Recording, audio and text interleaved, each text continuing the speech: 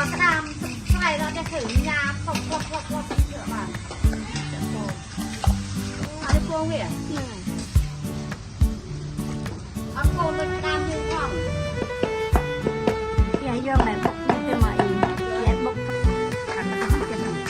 ไปห้องเลยปัจจุบันนั่งหมดเยอะต้องอะไรสิทำเยอะจังเขาจะเอาเลย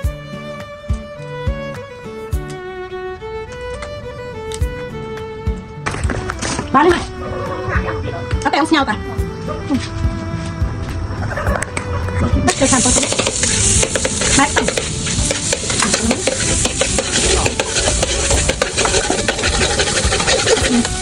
ถูกต้องมากินเยอะมากเลย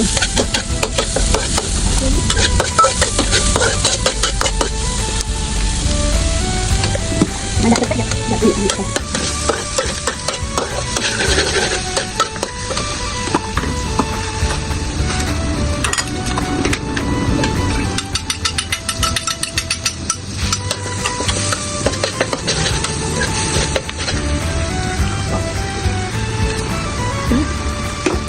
ไป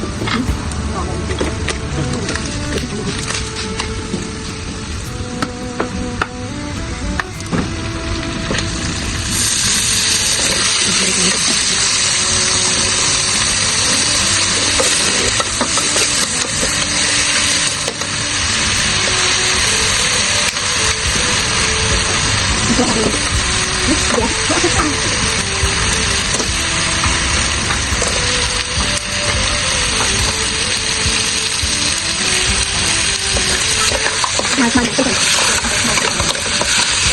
นกตาย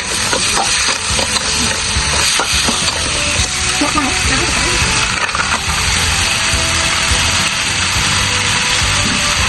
น้ำมันมันตัว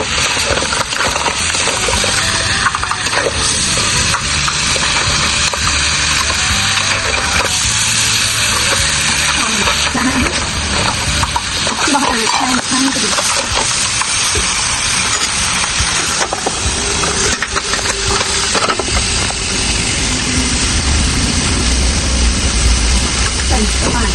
ตัวตอนไหนเรามาจองน้ำจูนตัววันนั้นเป็นเราวัน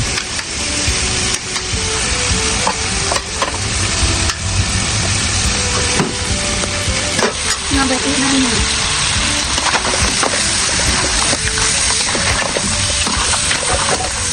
แต่เนาะรวมตาเลยผมครับ